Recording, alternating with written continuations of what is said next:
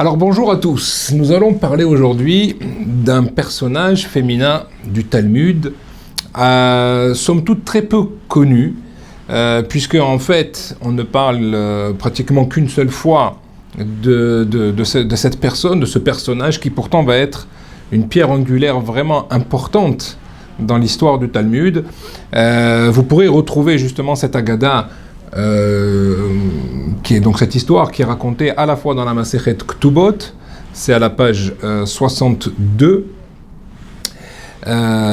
et également dans la Gemara de Nedarim à la page 50. Donc où cette histoire en fait est relatée à deux reprises, sous un angle un petit peu différent, avec donc une version un petit peu différente, mais qui se complètent les unes aux autres. Alors, à travers cette histoire, justement, nous allons essayer de comprendre le personnage de Rachel. Rachel, donc cette fameuse, l'épouse, qui va devenir l'épouse de Rabbi Akiva, et en fait, grâce à qui, justement, Akiva, le berger, va devenir le grand maître du Talmud, Rabbi Akiva. Donc c'est important, et ce qui nous intéresse aujourd'hui, c'est pas de parler de Rabbi Akiva, ça, on peut, tout le Talmud est parcouru justement des actions de Rabbi Akiva, mais ce qui m'intéresse aujourd'hui, c'est un petit peu donc de développer le caractère de ce personnage féminin, de cette épouse Rachel, et surtout d'essayer de comprendre pourquoi c'est si important dans le Talmud d'avoir mentionné son nom, et surtout, le deuxième point qui m'intéresserait, c'est de développer ensemble quels ont été les points qui ont fait que cette femme ait pu choisir un personnage qui apparemment n'était pas du tout voué à devenir le grand maître du Talmud, le grand maître des Tanaïm. Alors d'abord, cette fille-là, il faut comprendre que Rachel était la fille d'un des hommes les plus riches de Yerushalayim, puisque dans la Gemara, dans Gittin, là-bas à la page 56, la Gemara de nous raconter comme quoi 3 personnes, lorsqu'il y a eu le siège de Yerushalayim, 3 personnes s'étaient engagées à nourrir tout Yerushalayim pendant 22 ans. Imaginez des centaines et des centaines de milliers de personnes, peut-être des millions même, d'accord, qui auraient pu être nourris pendant 22 ans, justement, par la générosité donc de ces 3 personnes-là, dont un était justement Kalba Savoie. Kalba Savoie, pourquoi est-ce qu'on l'appelait comme ça, le chien rassasié? Tout simplement parce que la Gemara de nous dire que tout pauvre qui rentrait dans sa maison et qui était affamé ressortait complètement rassasié. Donc c'est en fait un shevach, une louange qui a été faite sur cette personne-là. Alors évidemment, donc c'était un personnage important, un riche, d'accord, au niveau social très élevé, et donc qui évidemment, on peut imaginer qu'il voulait donner sa fille à une personne également importante. Mais celle-ci va aller complètement à l'inverse de ce désir de son père, puisqu'elle va choisir un des bergers de son père, de Kalba Savoie, un des bergers qui s'appelle Akiva, lui-même qui est fils de Guérim, de converti, donc il n'a pas de yichus. Deuxièmement, il a 40 ans, et troisièmement, c'est quelqu'un qui n'étudie pas la Torah. Alors, le père de Rachel voulait évidemment lui donner quelqu'un qui étudie, quelqu'un qui est sage, et donc ce parti-là pour elle n'était pas du tout apparemment du tout en phase avec les désirs de son père. Donc c'est ce qui va se passer. Alors qu'est-ce qui va... c'est intéressant de voir quels vont être les points sur lesquels Rachel va voir dans ce personnage un potentiel extraordinaire. Alors premier point, nous dit maintenant nos commentateurs, comme quoi il était ikvi, c'était quelqu'un qui était très régulier, très sérieux dans son travail. Donc regardez le nom Akiva, c'est la même racine que Ikvi, et j'en profite pour vous faire une parenthèse qui est, je pense, importante, comme quoi le prénom que l'on choisit pour un enfant va énormément déterminer son caractère. Il faut faire très attention aux gens qui veulent à chaque fois des noms très originaux, des noms très à la mode, etc. faites attention là-dessus, parce que parfois on peut rater une aide du ciel, justement parce qu'il s'avère que lorsque l'on fait la Brit Mila à un enfant, eh ben, il y a une prophétie qui vient dans l'esprit du père et de la mère. Ça peut être la veille, ça peut être un peu avant, ça peut être le jour même de la Brit Mila, parfois même c'est au moment de la Brit Mila, et j'ai pu le voir, où la personne change d'avis justement au moment de la Brit Mila. Donc il faut comprendre que c'est quelque chose, il y a une source là-dedans, comme quoi c'est très important, et le prénom va avoir une influence sur l'enfant, et notamment va le rattacher à certaines midot, à tel point que on voit que dans la Gemara, Rabbi Meir et d'autres sages pouvaient en tout cas analyser une personne en fonction de son prénom. Ça ne veut pas dire que c'était forcément comme cela qu'il était, mais très souvent on voit qu'il y avait, oui, des tendances qui se retrouvaient chez la personne en fonction du nom qui lui avait été donné. Donc l'importance du nom ici, Akiva va être quelqu'un de ikvi, de très sérieux. Deuxième point que va voir Rachel, et c'est important, pourquoi je dis ça? Parce que ici on est en train de montrer quelles vont être les midot qui vont être nécessaires pour devenir un Talmid Chacham, pour pouvoir rentrer dans le monde de l'étude de la Torah d'une façon adéquate. Deuxième point, il était tsanoua. Elle voyait en lui une certaine pudeur, une certaine tsniout. Et cette tsniout-là, comme nous dit maintenant, nous dit Shlomo Ameler dans Michelet, il nous dit Ve'et atznoim chochma. Donc ça veut dire quoi? Ça veut dire que celui qui est tsanoua va avoir accès à la chokhma. Pour quelle raison? Eh bien, déjà, la tsniout, la pudeur, fait preuve également, pour acquérir cette médaille, il faut faire preuve d'humilité. Or, l'humilité est la base, justement, de pouvoir entrer dans la Torah, le pouvoir de se soumettre, justement, à Kadosh Baruch Hu, de se soumettre aux sages qui sont devant nous, à nos maîtres qui sont devant nous. Et donc, c'est une des qualités indispensables. Et également, vous savez très bien que l'inverse, l'effronterie, va entraîner l'orgueil, va entraîner également peut-être de fauter sans avoir honte. Et donc, on est à l'inverse de ce qui serait nécessaire. Troisième point également que nous disent nos sages, il y avait une notion de Hirat Shamaim. Et comme on dit d'abord, il avait des bonnes midot ben Adam lechavero, donc il se comportait bien ben Adam lechavero envers son prochain, bien que c'était quelqu'un qui ne connaissait pas encore la Torah. Et donc ça aussi c'est important, parce que kol sheruach habriot nocha emeno, vous savez que tout celui qui trouve grâce aux yeux des gens, eh ben il trouve grâce aussi aux yeux d'Hachem, comme nous dit dans les Pirkei Avot.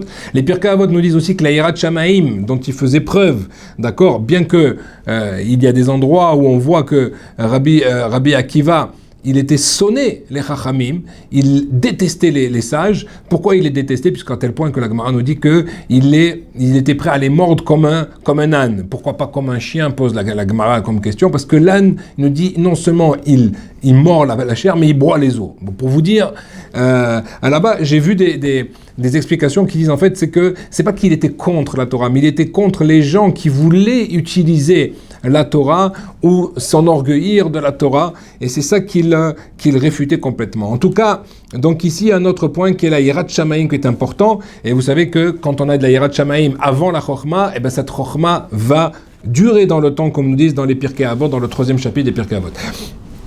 Donc, en fait, elle a vu à travers ces 4 midot-là, ces 4 qualités fondamentales, comme quoi, si cette personne-là met ses forces-là au service de la Torah, ça peut devenir quelqu'un de grand. Et c'est ce qu'elle va faire. Elle va faire cela, et c'est extraordinaire de voir cela, parce qu'en fait, on voit ici dans Rachel une Messirut Nefesh. Elle va faire don de soi, elle va faire abstraction de tout, comme on va voir tout de suite, de tout ce qu'elle aurait pu avoir, uniquement parce qu'elle va miser sur une personne dont elle sent que le potentiel est grand. Regardez comment une femme a une bina, un discernement extrêmement plus fin, extrêmement plus grand que les hommes, et comme quoi on peut se fier justement à l'intuition féminine, c'est quelque chose d'extraordinaire. Et donc, effectivement, elle va faire cela. Donc, pour faire cela, elle va lui proposer un deal, parce que maintenant, si elle lui demande d'aller étudier la Torah, il va peut-être pas accepter. Donc, qu'est-ce qu'elle va lui dire? Elle lui dit, voilà, je suis prêt à me marier à toi si tu vas étudier la Torah. Est-ce que tu es prêt à le faire? Et évidemment, Akiva de répondre oui, qu'il est prêt à le faire. Pourquoi ?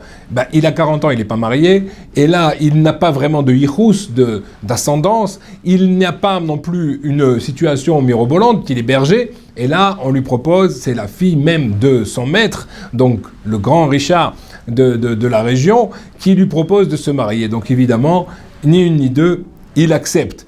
Mais cependant, les choses ne vont pas se passer comme il l'espérait lui non plus, puisque en fait, lorsque le père de Rachel va apprendre la chose, évidemment, il va tout faire pour éviter cette union, pour qu'elle se retire de cette relation, mais elle va tenir tête. C'est là où elle va faire Messirut Nefesh, elle va tenir tête, elle ne va pas écouter son père là-dessus, qui lui-même ne connaît même pas Akiva, ne souhaite même pas le rencontrer, puisque ce n'est pas un parti pour elle, et donc elle va tenir tête, elle va rester avec lui au point où, pour essayer justement qu'elle recule devant une telle décision, il va tout simplement décider, comme nous dit cette histoire du Talmud, il va tout simplement décider de l'interdire de profiter de ses biens. Et donc, c'est comme s'il l'avait complètement déshérité, mais plus que ça, c'est que non seulement qu'il ne lui donne pas un héritage, mais c'est qu'il va carrément lui interdire de profiter de tout ce qu'il a, de tout ce que son père a. Et donc, elle se retrouve sans rien, ni lui, ni Rabbi Akiva. Alors, la Gemara dans les Darines également nous explique que là-bas, cette histoire s'est passée en hiver, donc en hiver les gens n'avaient pas du tout de facilité, de commodité matérielle, c'était très difficile, les gens ne déménageaient jamais en hiver parce que si tu te retrouvais sans foyer, c'était une catastrophe, et pourtant elle va quand même, en dépit de toutes ces conditions difficiles, prendre Rabbi Akiva comme époux. Évidemment, la chose va se faire d'une façon très tsanoua, très pudique. Personne pratiquement ne va participer à ce mariage, à cette union. Ça va se faire en très très catimini. Et ils vont même se retrouver, nous dit la Gemara, ils vont même se retrouver à dormir sur de la paille. Ça veut dire que vraiment, elle n'a rien du tout au niveau financier. Et à ce moment-là, Rabbi Akiva, ce qui est raconté également à un autre endroit, que Rabbi Akiva de lui dire que le matin, quand ils se levaient, ils étaient tous les deux pleins de paille, ils devaient enlever la paille de leurs cheveux parce que c'était le seul endroit où ils pouvaient dormir. Et Rabbi Akiva lui dira, si j'avais les moyens, je te ferais une couronne, non pas de paille, comme il lui a donné à ce moment-là, mais une couronne d'or dans lequel je ferais graver la Jérusalem en or. Alors c'est intéressant parce que on verra cela par la suite, comme quoi ce désir va se réaliser. Alors, qu'est-ce qui va se passer ? Alors Rabbi Akiva, lui, maintenant, finalement, il se retrouve dans une situation qui n'était pas du tout prévue.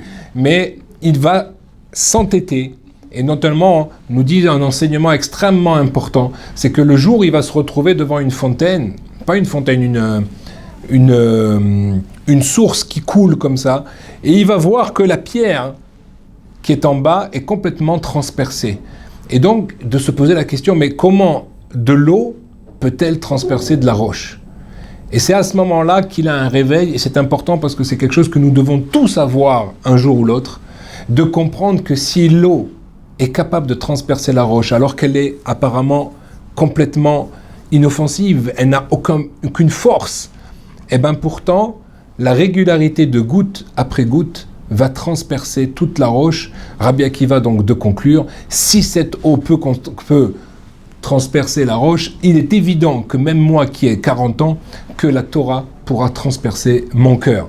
Et donc il va partir au Beth Amidrash, ou plutôt Rachel va l'envoyer au Beth Amidrash, et il ne reviendra que 12 ans plus tard. 12 ans plus tard, il va revenir. Et à ce moment-là, non seulement il va revenir, mais il va revenir, alors il faut comprendre le processus, ça veut dire Rabbi Akiva part étudier, il commence la Aleph Bet, il s'assoit avec les enfants, il n'a pas honte, donc déjà regardez les midot, regardez la anava, la modestie de cette personne-là, qui ne va pas hésiter à 40 ans de s'asseoir parmi les bancs d'école des enfants, et il va monter tous les échelons, tout le temps poser des questions sans cesse, jusqu'à ce qu'il va étudier avec les plus grands maîtres du Talmud. Au bout de 12 ans, il revient, il a avec lui 12 000 élèves.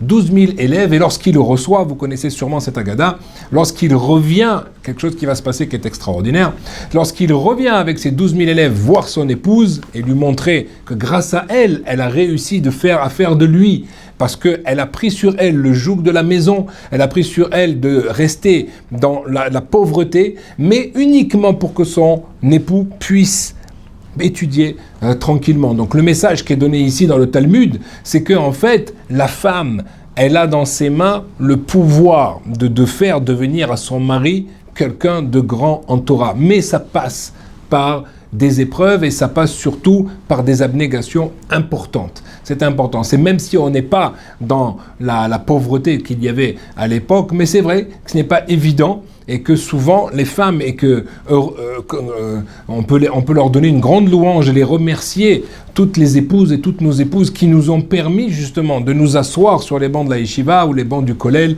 pour pouvoir étudier, et cela a demandé beaucoup de sacrifices de leur part et de prendre sur elles le joug de la maison, parfois même évidemment de participer à la Parnassa. Très souvent les gens voient ça d'un mauvais côté, mais il faut voir comme quoi ces femmes-là le souhaitent, et c'est de plein cœur qu'elles faut le faire. Il ne faut jamais demander à son épouse qu'elle le fasse, c'est elle d'elle-même qui doit le faire, et c'est ainsi qu'elle trouve les forces, et que c'est ainsi qu'il y a la bénédiction qui réside dans le foyer, quand un foyer est baigné de Torah, et grâce justement à cette Messirut Nefesh, à cette abnégation de nos épouses. Et donc elle va réussir à le faire de lui un grand. Au bout de 12 ans, il revient, mais quand il revient, qu'est-ce qu'il va se passer ? Eh bien évidemment, le Baal Davar, le Yetzer Hara, va se déguiser, va venir voir. Il y a deux interprétations entre Ktuvot et Nedarim là-bas aussi sur cette notion-là, mais en tout cas il dit, mais combien de temps tu vas vivre en tant que veuve vivante ?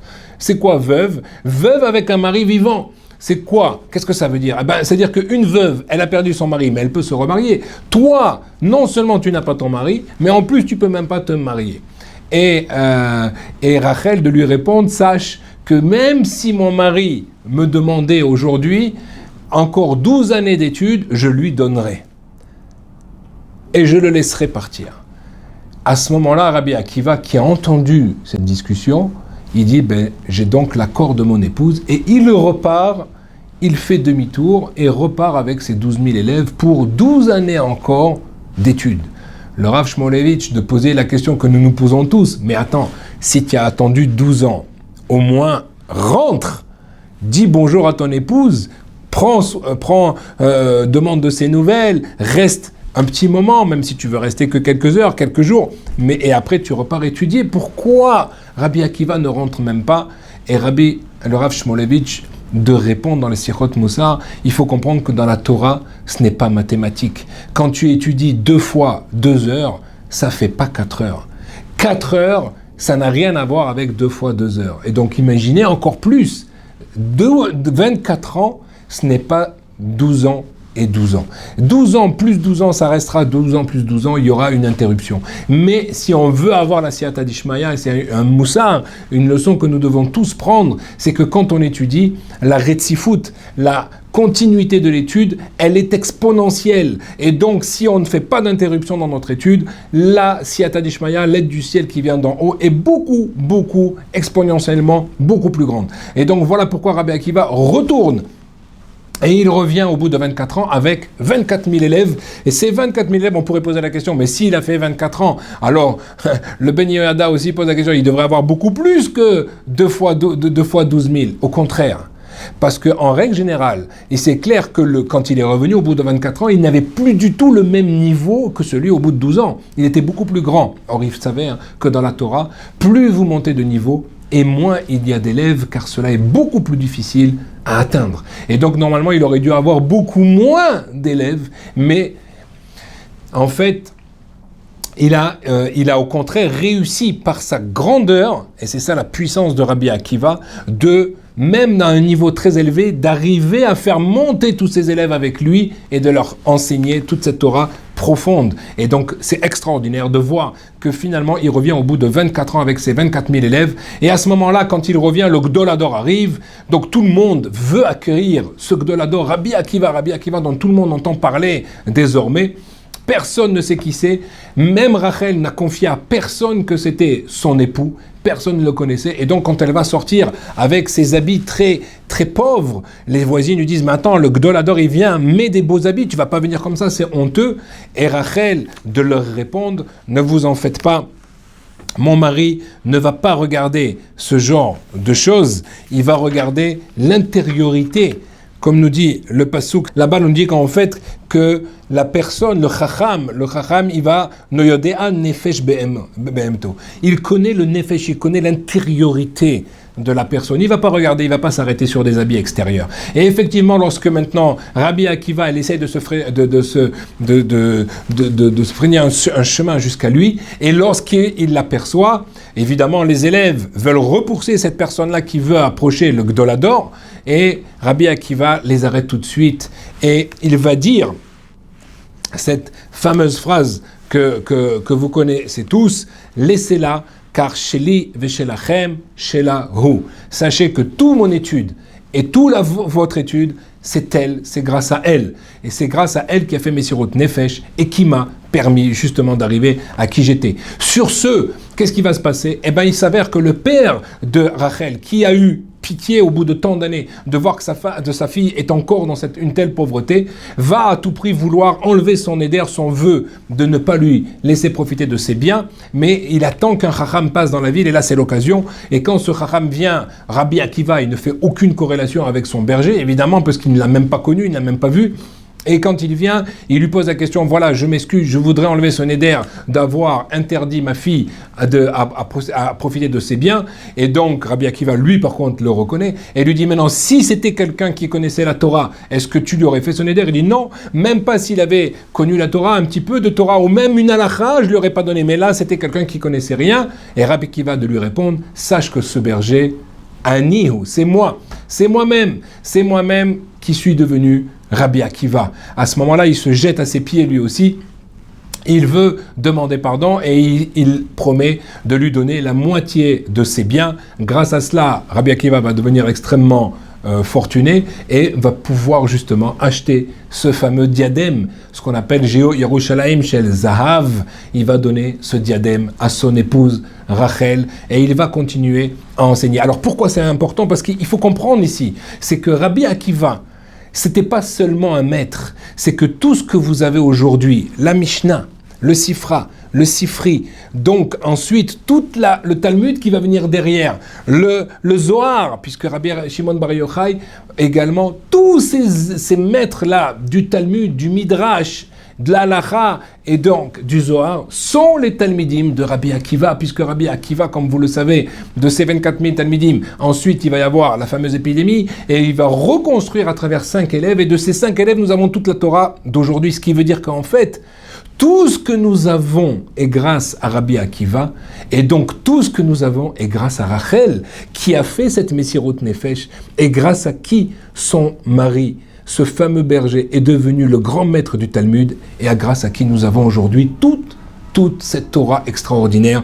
Voilà pourquoi c'est vraiment une pierre angulaire, ce personnage de Rachel, dont on ne parle pas beaucoup, mais dont l'enseignement est extrêmement fort, et qui, grâce à une Messirut Nefesh, grâce à une intention qui était bien canalisée, et qui a su donner les forces à son époux, et qui a su en faire devenir un géant de la Torah. Bezrat Hashem, que nous tous ayons ce mérite et que toutes nos épouses aient les forces justement encore de nous pousser à étudier. Amen. Kenny Ratson. Une question de halakha, besoin d'un conseil personnel? Avec le service Question au Rav, les rabbanim de Torah Box sont à votre disposition 24 heures sur 24, 6 jours sur 7, pour vous répondre et vous aider sur tous les sujets. Shabbat, couple, cacheroute, conversion, loi de deuil. Question au Rav, c'est 13 000 questions reçues chaque année et répondues par écrit sur le site Torah Box et par téléphone, un appel reçu toutes les 4 minutes. Question au Rav, un service exceptionnel, gratuit pour vous.